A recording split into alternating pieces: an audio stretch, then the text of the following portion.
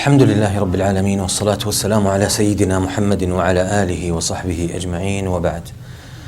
So inshallah today we will continue to talk about Imam Ahmed Ibn Hanbal. Since we have not covered everything, we intend to mention about him.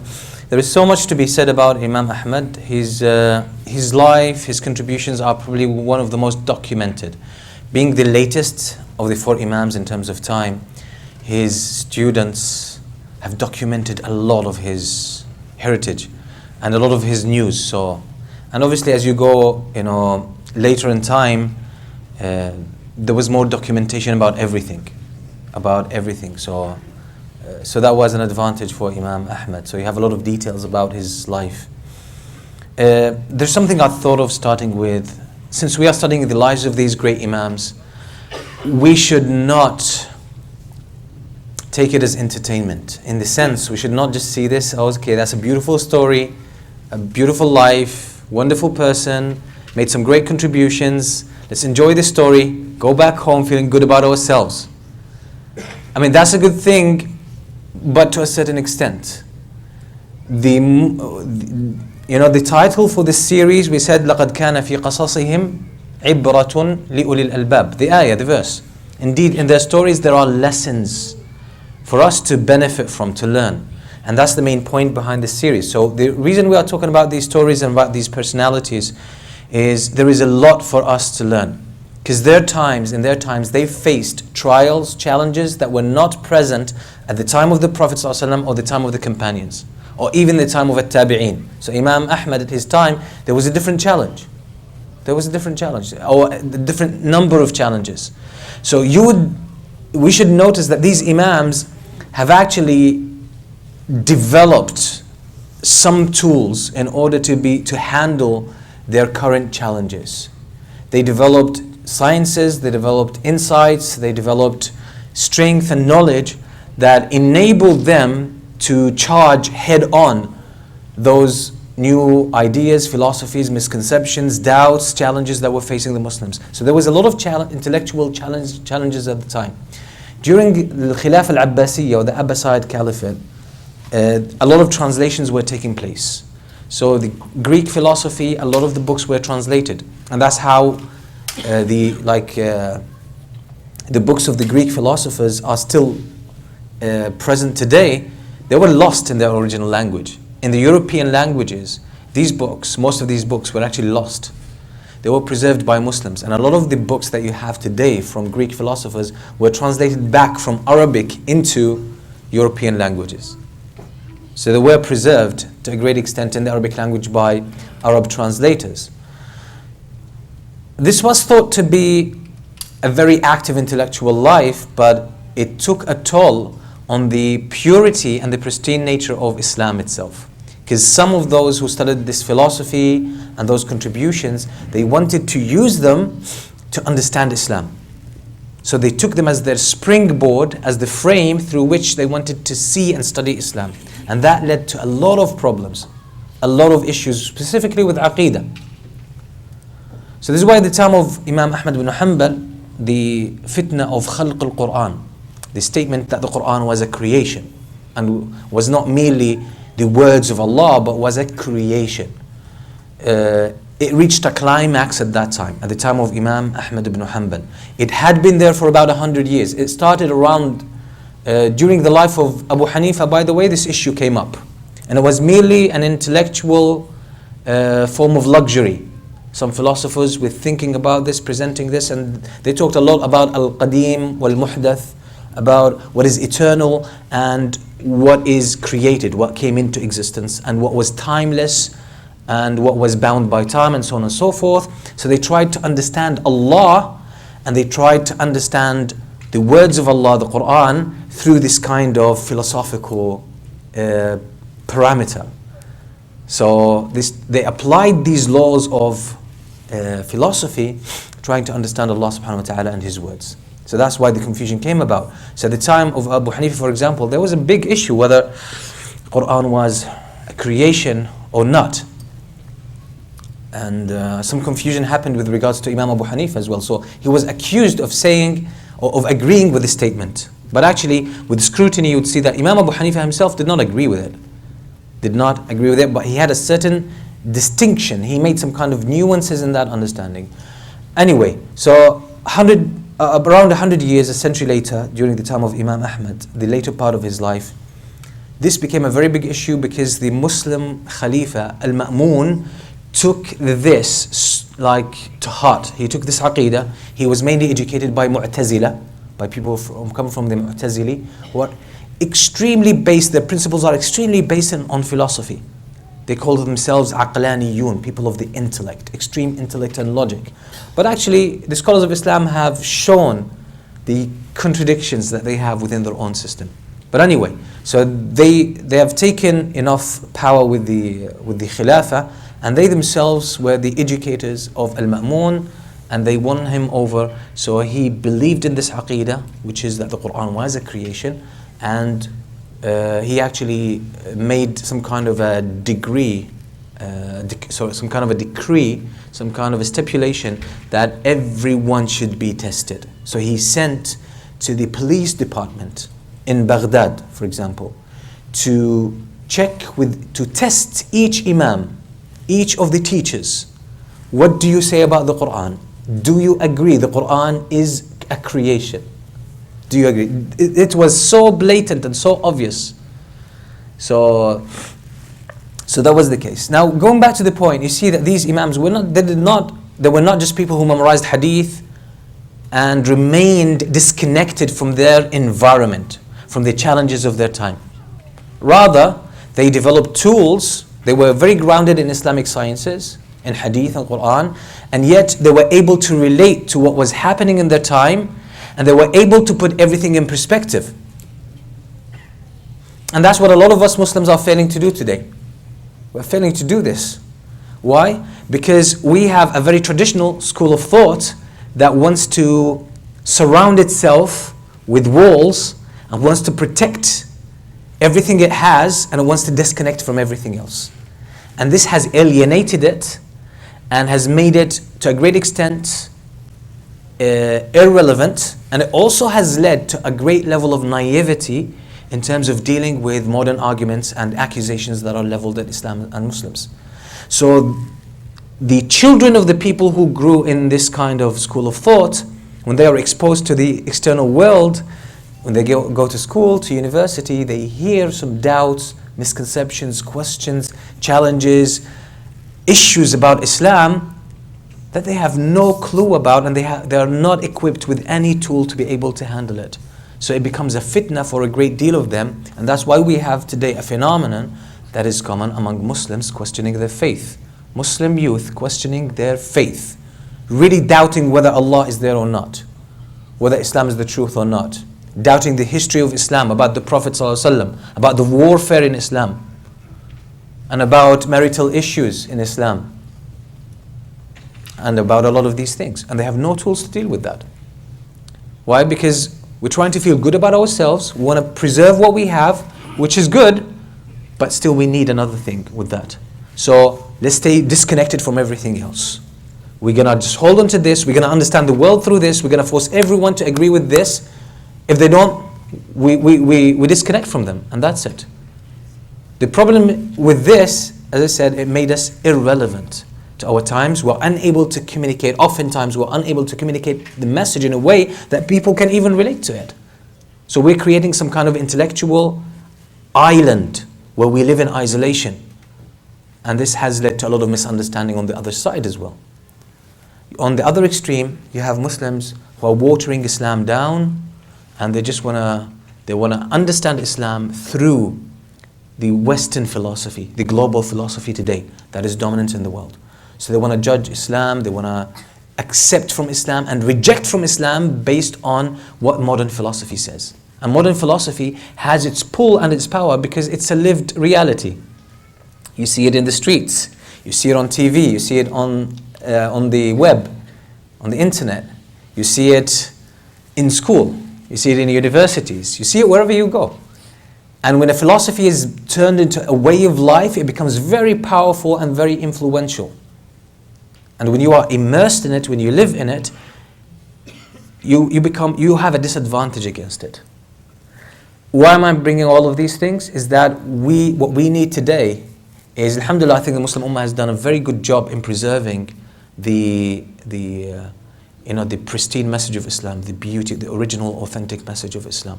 It's been preserved from the time of the companions, the tabi'een, tabi'een, the imams, throughout the ages, have preserved it. But we cannot stay and live captive.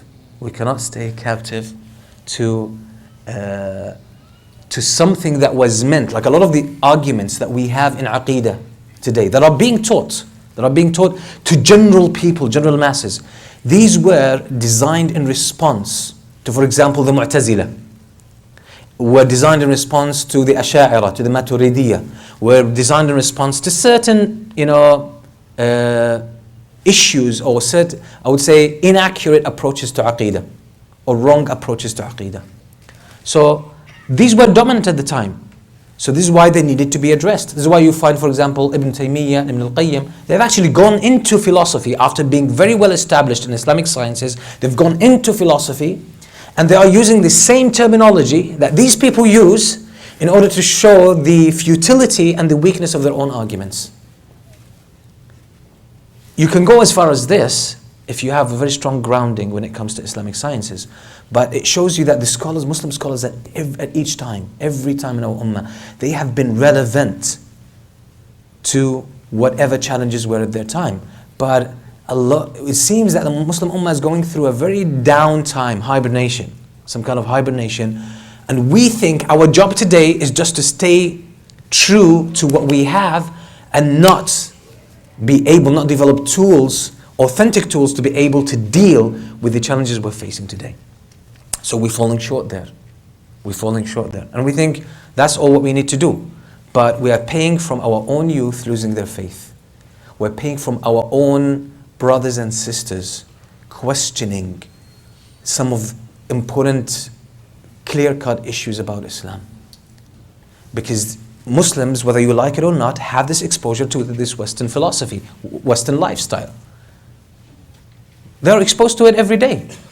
So this is some kind of brainwashing. This is some kind of even hypnosis. Day in and day out, they are bombarded with these ideas, and they're not just merely ideas, they are lived ideas. They're so vivid, so animated, that they are very powerful. They are images, they are lifestyle, they are characters, they are symbols. It's such a powerful flood that is overwhelming, and it's hard for one person to fight it, or even stand in that powerful current. So what is the solution? The solution is for us to rise up to the challenge as Muslims and embrace the heritage, the pure heritage that we have inherited, and believe in it, study it and understand it, and also study our times. Study our times. What are the challenges? What are the philosophical challenges that are presented in Islam? What are the historical challenges that are presented in Islam? What are the political challenges? What are the intellectual challenges? What are the scientific challenges that are presented to Islam and Muslims that are causing some Muslims to doubt Iman, doubt faith? And that are putting a lot of Muslims in very awkward positions sometimes when they are asked questions, they can't answer them.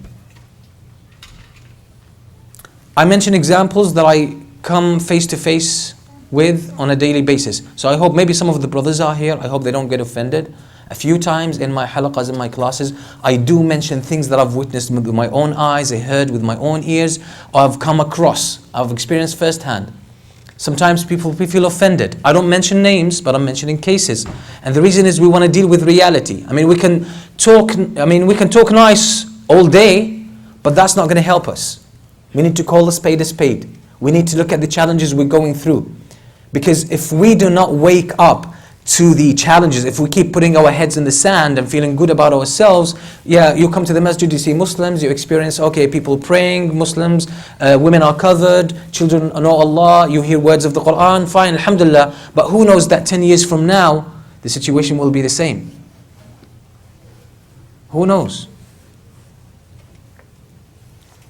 Because looking at the masajid, the number of the youth that are coming to the masajid is less than it used to be 10 years ago, and even 5 years ago. There's less number of youth coming to the masajid than there used to be. The classes and the halaqas for knowledge used to be more full. And that's a common phenomenon in the Muslim congregation, Muslim minorities in the West.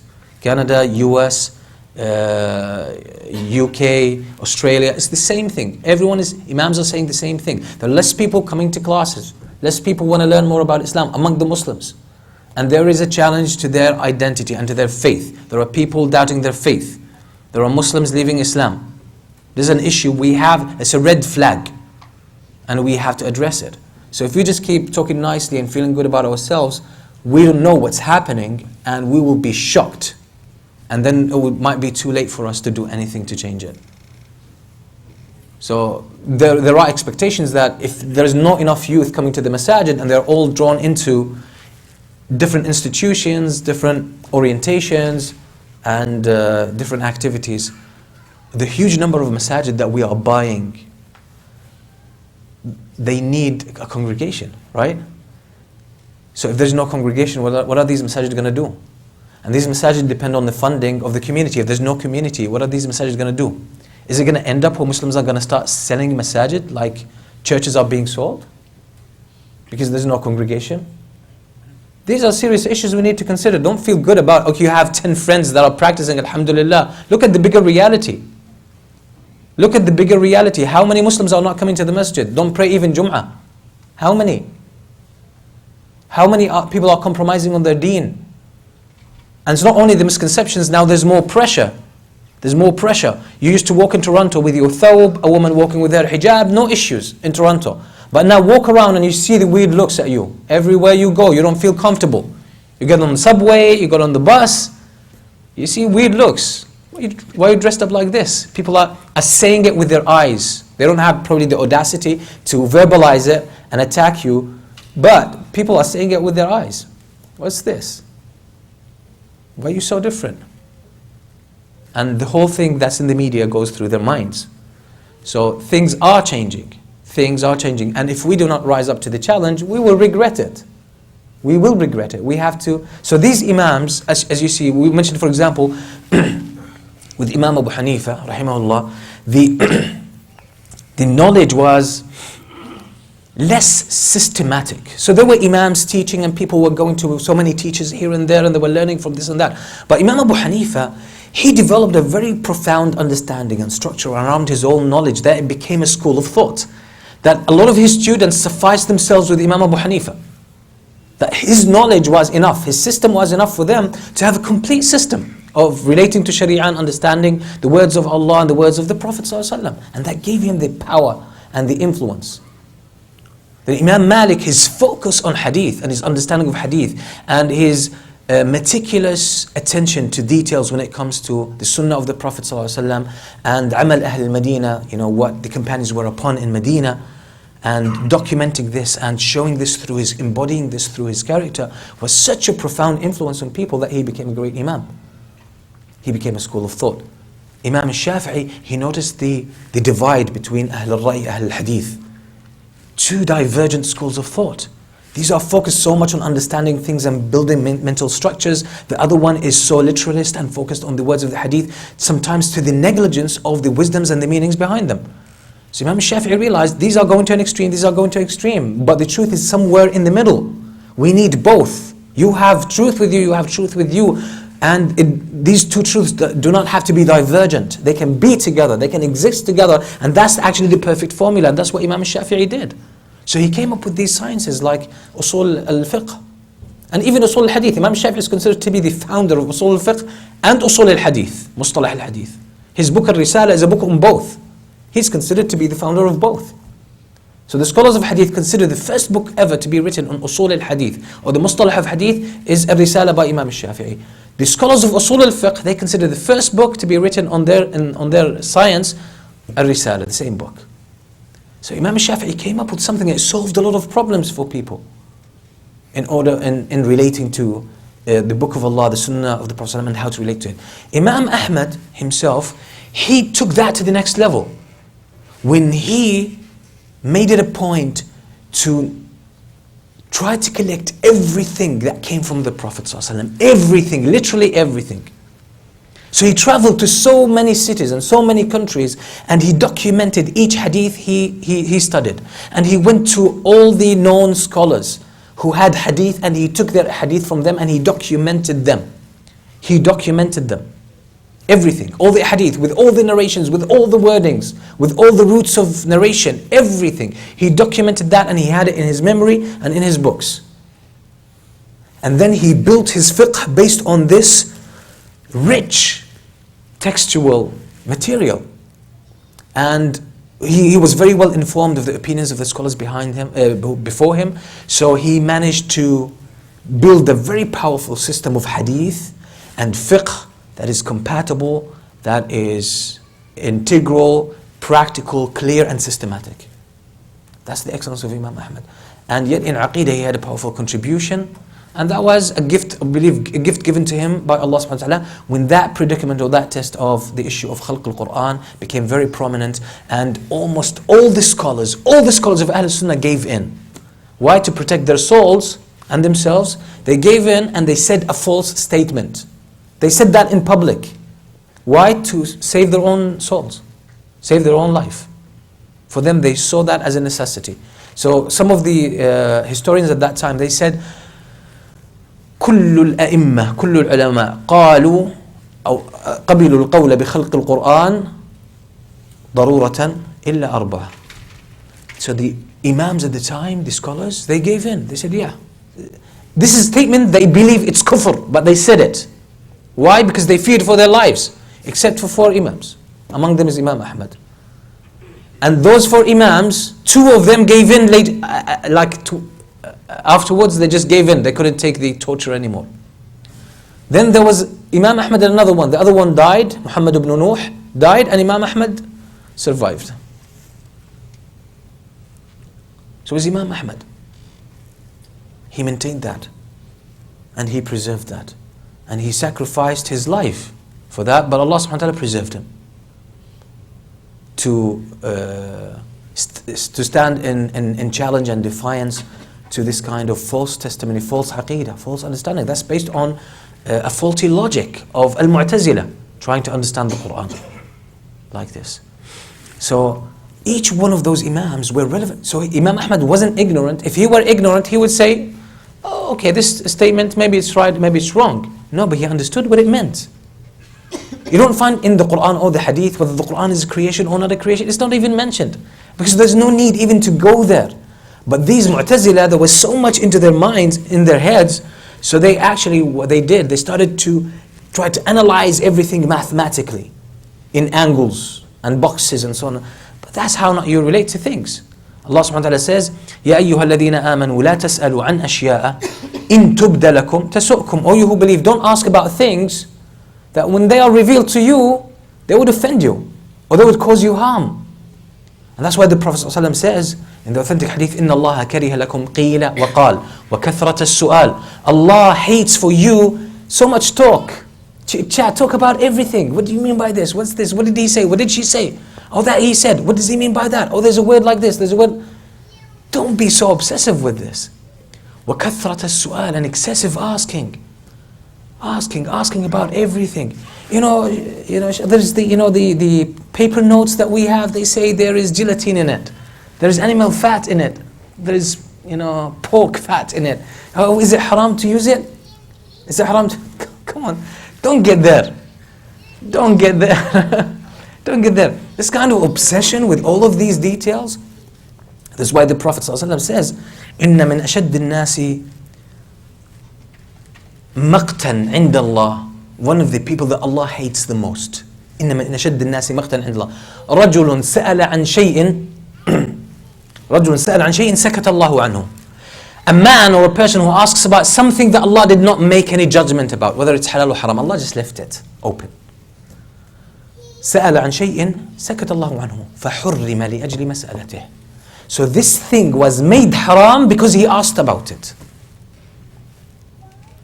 This is why the companions of the Prophet ﷺ, how often would they ask the Prophet ﷺ? Hardly. They would hardly ask him questions. Someone is going to come to you. This jacket, what leather is this? Is it haram or is halal? Oh, was the animal slaughtered halal way? Yeah, that's like people are searching for things, like they want to make things wrong. Like people are, it's like the survival mechanism searching where there's a mistake.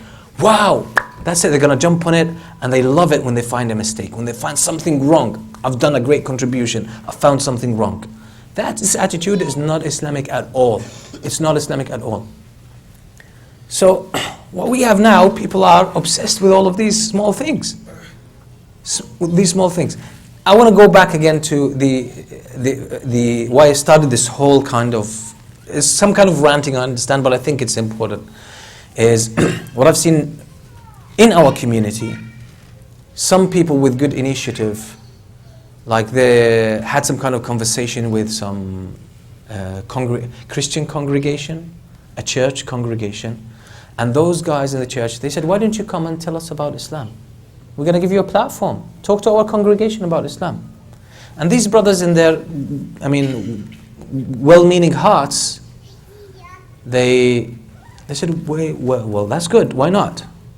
So they go and they present something about Islam, and it's a very good response. And they think, yeah, we're going to do it. Now we're converting these people, right? We're going to get at least one Muslim from there. They do it one time, two times, second time. So it happens a few times. Then, so I was invited. I hope no one, if anyone is involved in this, don't get offended. It's just, this is something that is, it's a setup. It's a setup. So we need to be careful. What's going on? So I was one of the brothers with very good intention, and mashallah, very active brother. He says, why don't you come and join us one time, and you can make a speech and so on and so forth. I said, I'm really busy at the time, but it's just, we'll see later on. Then a few weeks later, the brother says, we're stuck. I said, what? He said, these people have done their homework. I said, what? I said, we're talking about the Prophet ﷺ and his seerah, and these people have their questions ready. And these are questions we have no answers to. And we're stuck. So we want you to come. I said, I think, Jazakallah khair. You need to be careful. You need to be careful. People are watching debates or talks by Zakir Naik, by Ahmed Didat, by Hamzat Sources, and you think, oh, I can do this. And you jump in and you get stuck. And what's the problem? You'll start doubting your deen. You will start doubting Islam. Because you're put in a position, you're so involved, you're so dedicated, and they set you up, and are you so passionate about it, and you need to prove as well that you have good intention and that I'm searching for the truth. So if there's evidence, I'm going to follow it, right? Because you're expecting them to have this attitude, so you're going to profess it. Say, if there's evidence, I'm going to take it regardless, right? And now they corner you. Here's a question, answer it for me.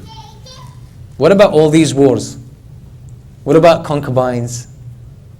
What about men marrying 4 wives? Why can't a woman marry 4 men?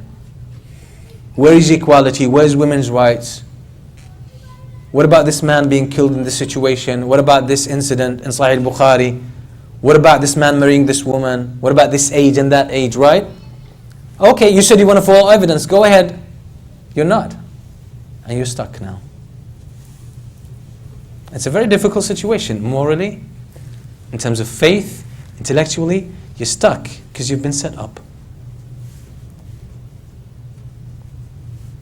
So a lot of people see these debates by Zakir Naik, Ahmed Didat, Khalid Yasin. They get excited, right? Oh, can I do this? That's easy. You might do this with someone in the street, you might get by, right? But when people are ready for you, things are changing. These people are learning from their mistakes, so they're coming up with new arguments that you can't answer. Not because there's no answer, but because you can't answer. And because we are living in a context that is mainly built on Western philosophy, modern Western philosophy. Okay, because even Western philosophy changes. It's not one thing. It's different from country to country. It's different from time to time, from age to age. It's different. It keeps evolving and developing. So this current contemporary Western culture is the dominant medium where we live. So, and it has its immorality. It has its unethical principles. But because we live in them, we've become desensitized. So these people, when they present you with an argument, they build these arguments on these issues that you are desensitized to. So it doesn't occur to you that even the logic you are using to to analyze and assess the seerah of the Prophet ﷺ or the history of Islam or some aspect in Islam is based on a faulty principle. Because you live in it, you're immersed in it. So now it's not you answering a question, now you have to go back to the underlying principles, to the logic that, the assumptions on which this culture and this lifestyle is built. And you can't do this. You need an intellectual to do this. You need to be, study so much intellectual sciences to be able to construct an argument to fight against these. So these people have the advantage of the context. The context is in their favor because the context has its faults. So they build on these faults and they don't have to establish them because they are already established. But for you to come with a counter argument, you have to demolish these principles, which is very difficult because a lot of these assumptions are subtle. They are called assumptions. They're subtle. You're unaware of them. We don't even know that they exist, but they are actually there. So that's why my advice to brothers and sisters, don't get so much involved. Don't get so much involved. If you have not studied Islam well, if you're not so much educated in Islam, don't put yourself in a vulnerable position. I'm not saying, I'm not worried so much about you being embarrassed. I mean, you can get over this, that's fine. But what I'm worried about is that you start having doubts about yourself. I remember 6 years here in this masjid, a brother came to me. He was born into a Muslim family, in a Muslim country, educated most of his life in a Muslim country, but he later on migrated here and he brought his family, and he's an intellectual, he's a university professor. And he reads a lot, even Islamic books, and he's very well informed in terms of Islam. And he used to come to me and say, my colleagues at work, and we speak about this, we spoke about that, we spoke about this issue in history, this issue in Islam, this legislation and this hukm. And then one day he comes to me and says, I want to talk to you about something. And I said, yes. And we sit literally there at the back. And the masjid was almost empty, that was after Fajr. And he breaks down in tears. I say, what? He says, I'm doubting that Allah is even there. I don't know how to push these doubts away. And I said, you? Like you're having debates every day with these people. You? He says, yes, it's just like an obsession, obsessive thinking. What if Allah is not there? And he says, I can't even get it out of my head. And he says, Wallahi, I'm doubting my faith. And I'm losing sleep over that. So don't jeopardize your faith for the sake of winning someone else or feeling good about yourself. Don't play Zakir Naik. Zakir Naik is someone who's constructed and he has an architecture around his arguments. So he's worked on this so many years before he became visible, right? He has his own logic as well. Okay, so any speaker, by the way, any speaker, and this is something that's well known in public speaking, any speaker, what you see of them is about 20% of what they know. There's a lot of knowledge in the background that gives power to what they say, but they don't share it. That's normal, that's how we are, human beings. So when you hear an argument and you take the argument and you think, I can say this, right? But you don't have the background knowledge of all of this to back it up. So you're in a very, very vulnerable position. So what I'd say, don't put yourself there. Don't put yourself there. If you have an advice to someone, give it to them, but don't get involved so much, doing groups and meetings and seminars and things like that, and you find yourself stuck, then questioning your faith and your iman. If you want to do something for Islam, what is your specialty? It could be directly related to knowledge in Islam. Maybe there's something you can contribute, go ahead. Your contribution could be something else. Could be in philanthropy, could be in charity work, could be in youth work, could be in art, could be in writing. It could be. You could be a blogger. I'm telling you, you could be a simple Muslim blogger who has their sins, their weaknesses, but they have some good aspects. You could be doing a good job. You still could be doing a good job. Some people say, oh no, these people are exposing their sins. Well, maybe, but their sins, they're going to be punished for that. Maybe they seek forgiveness. We don't know. But there are people who are actually showing a beautiful side of Islam, even though they have their own weaknesses and their own mistakes. So if there is something that you are good at and you are offering, and you can offer that with the minimum amount of mistakes and more goodness, and you can ask people who can guide you and show you, At least that's what you should do. But trying to play someone else, trying to be Ahmed Deedat or Khalid Yasin, don't do this. These people have studied for so many years, 20 years, 30 years, dedication, full dedication of study and passion, and they made it their goal. They made it their life mission to do this. So don't get out of your area in that sense. Don't expose yourself to such a great fitna where you're going to lose your faith. SubhanAllah, we're supposed to talk about Imam Ahmed, but I do think that these messages are very important. These Imams were not naive. So some of the arguments that they presented when it came to Aqeedah, they were not there at the time of the companions of the Prophet ﷺ. The companions of the Prophet ﷺ did not need to talk about as-sifat al-khabariyya was-sifat al-dhatiyya was-sifat al-fi'liyya. The attributes of Allah, some of them are related to action, some of them are related to Allah Himself, some of them are just based on evidence and things like that. Some of them are aqliyya. There's a logical understanding behind them. The companions didn't say this. Why? Because there was no need. The Quran and Sunnah are clear, but when people brought arguments that blemished the clarity of this aqeedah, these scholars had to come up with terminology to clear the confusion. And this is at each time. This is how the Muslim scholars have been doing. But in our times, Muslims have not been doing well yet. Even when we try to give something new, something that's relevant, we come from a position of inferiority. Like the al-i'jaz al-ilmi fi al-Quran al-Kareem. Scientific miracles in the Quran, right? It started as a good notion, everything, then we started chasing science. Everything, even a theory, shows up in science. Wow, that's in the Quran. We're so happy. Inferiority at its best.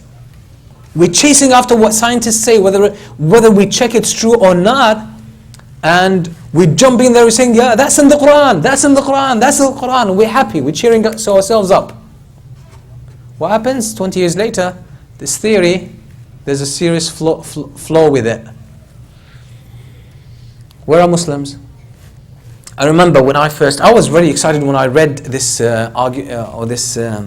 which the book is being distributed and still it has a good impact, but I mean we need to be careful because that's backfiring now. About the embryology, right? The states of the embryo and how it's mentioned in the Quran in clear detail and so on and so forth. So one stage I was very happy with this, so I go into more detail trying to look at scientific journals and books and textbooks, what they say about this. And it turned out that it's not so well defined even in science. So for us to take one theory in terms of embryology, or one way to look at it, one classification, to look at it and say, oh yeah, you see that's in the Quran. But you have other classifications that disagree completely with this. And these are mainstream in science more than the one you chose. Then you present this as Islam and you are exposing people to fitna. You know why? Because if someone embraces Islam based on this kind of argument, with good intention, later on when someone knocks this off for them, do you know what happens? The whole faith might crumble. It could be. What I'm saying is that if we are going to contribute something, we should come from a position of balance and power. That we are coming from the revelation of Allah. We're coming from the revelation of Allah. And it's pure and it's been preserved. And if someone has good knowledge of science, they can use whatever Islam has been attacked with from a scientific point of view and show the futility of this. But not try to prove Islam through science. That's a very low position to come from. Maybe in a personal argument you might want to bring some of those because the person is so much immersed in science and it's a key to open up their mind. I mean, you could do this, but for this to be a general approach, for this to be the focus of so many people and so many journals, so many books, and it's a whole movement, now it's backfiring. And I'm telling you, there's a number of Muslims in the Muslim world and even in the Arab world, there's a wave of atheism and agnosticism. There is a wave. And it's scary, and officials are really scared about this. And one of the main, some people have been researching into this. One of the main reasons behind it is the path that al-i'jaz al-ilmi, scientific miracles on the Quran, this kind of approach, has actually contributed to that greatly. We need to be careful. So our predecessors, these great scholars, like these four Imams, when they came up with something, it was authentic. It was based on Islam. But it was still relevant and very well informed of their time. And that's what you find with Imam Ahmed, rahimahullah ta'ala. So the issue of khalq al-Quran, some Muslim scholars fell to it because they were not up to date with the intellectual arguments that were present at the time. They said, that's philosophy, we don't want it. I mean, fine, you don't want it, so stay away completely from it, don't say anything. But these same scholars, they said, well, yeah, the Quran, they started thinking about it because they don't have even the tools to think about this philosophical argument. They said, they made a statement and they fell into saying something haram, something that's kufr. But the Imams, the well-versed Imams, they understood this. They understood what it means to say the Quran is the creation. Because they were well informed of what was going on. They were keeping up to date with what was happening. So they knew when those Mu'tazila came up with that statement, what it meant, where it was coming from. What are the intellectual conclusions of these statements? Because these would lead to faulty conclusions, serious conclusions about Allah and about the Quran.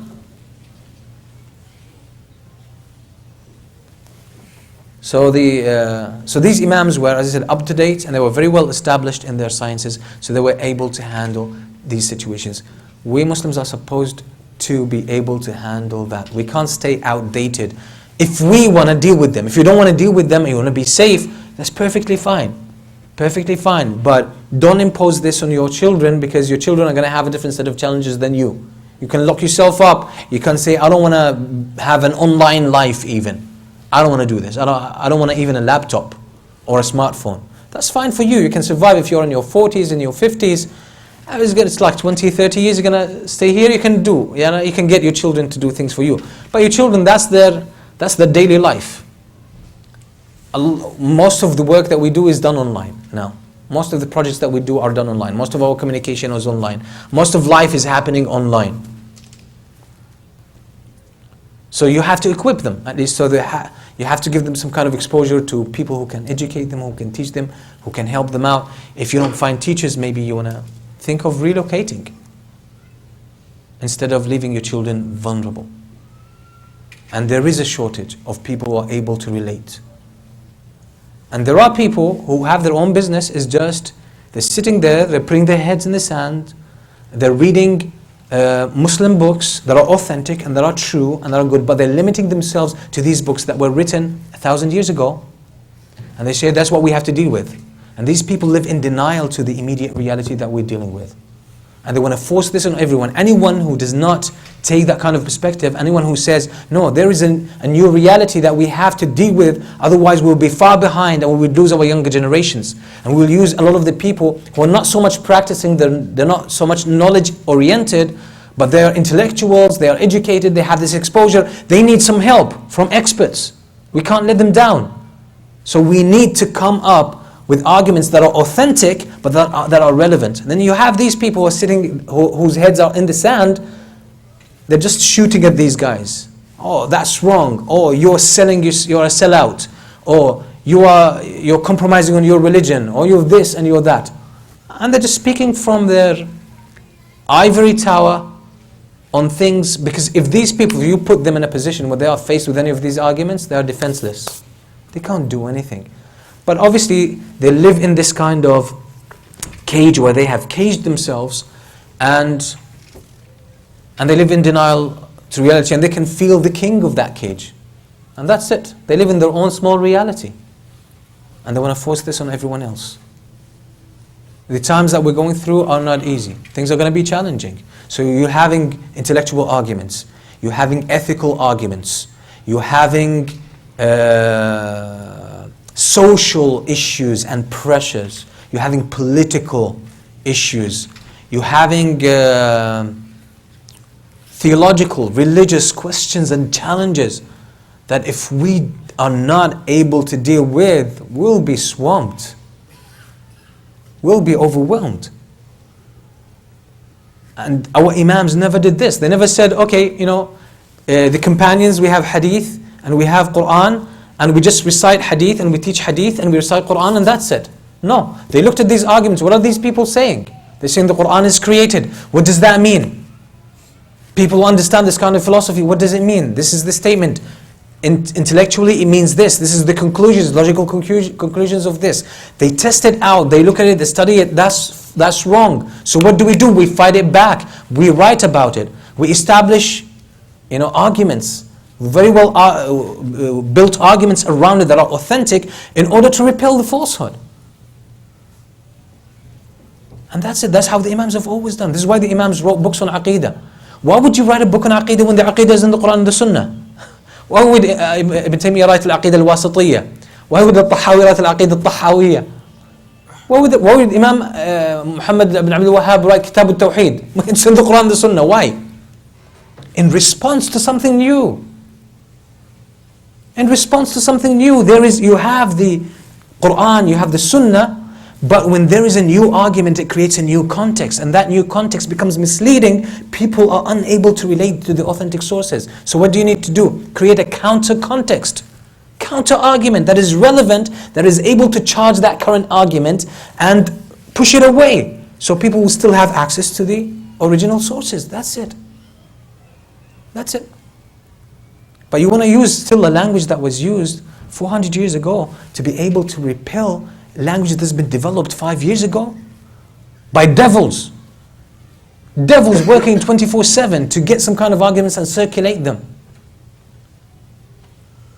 People have studied philosophy, they've studied argumentation, they've studied influence, they've studied leadership, they've studied politics, they've studied policy, they've studied history, and these people are using all of this development in social sciences to manipulate the world. And you can see what they're doing. They're playing with the world with these viral videos, with all of this kind of propaganda. They know what these guys don't know what they're doing.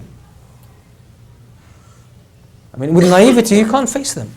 Yes, we need to depend on Allah and put our trust in Allah subhanahu wa ta'ala, but the Prophet says, "Aqil wa tawakkal." Do what you can do, or what you are supposed to do. All you can do it, invest in it, and your heart rests with Allah. And that's what the scholars have been explaining about what tawakkul means. Tawakkul means doing everything in your actions, but your heart is with Allah. That's what tawakkul is. So as we go, inshallah, then I'll leave the rest of Imam Ahmed's story for next week. But what I want you to keep in the background of your mind is, we are studying these, we need to see the relevance, and that's ibra. Ibra in Arabic means ubur. Ubur is crossing a bridge. You're crossing a bridge from one side to the other. How? Their side is their life, their history, their times. But we have to cross that over to our times. To our times where we can see the relevance. We can see the relevance. So we can learn these lessons. That's what ibra in this verse means, and that's what it means in Arabic. Ibra. You can't, for example, sometimes when you watch a Bedouin movie or a Bedouin series on TV, you want to go like a nomad. You don't want to drive a car. You just want to go on a camel or a horse. You just feel like it. You start even, living a very simple kind of life. Why? Because you're caught up in that. You're caught up in that. Let your child watch a movie or a series on soccer. You're going to find the child playing soccer with everything. They're going to kick everything in the house, right? Because they're immersed in it. Sometimes when we study the seerah of the Prophet ﷺ or the history of our great personalities, we take it as an escape to keep away from our reality because we don't want to face it. That's not the right approach. We should travel into it, live it as a human experience, take the lessons and bring those lessons back and live in our times and deal with our times. We can't take the seerah of the Prophet ﷺ as an escape. You can't. And that's the only way you can understand the Quran. A lot of us, the Quran when it was revealed at the time of the Prophet ﷺ was so relevant. It talks about events that happened yesterday. And it talks about details. So it was very relevant to the companions. It was like, that's it. It's all about our daily reality. But look at it now. When we read it, it seems like we're talking about 1400 years ago. 1400 years ago. Why? Because we're unable to make this ibra, ubur, cross over. The Quran has the ability, and that's what the scholars have been doing. They've been trying to bridge this gap between us and the Quran, because we're so stuck in our context. So we need to be able to travel and see and take the lessons and take those lessons and bring them to our time and apply them in a relevant way. That's the only way we can understand the Quran. Then you will find the Quran relevant. You'll find out the Quran speaks about things that are happening today. You can see the connections. Where most of us, the Quran is just a book, read it, memorize it, has nothing to do with with my daily life. That's the way you don't benefit from the Quran. Ask Allah subhanahu wa ta'ala to make it easy for us. I apologize for this kind of ranting, but I think these are issues we need to bring up and talk about every now and then, so we are aware of them. Barakallahu feekum. Sallallahu sallam ala nabiyyina Muhammad wa alihi wa sahbihi wa sallam. So this was not about Imam Ahmed, so we changed the title. We'll leave that one for next week, inshallah. Shall we do it again?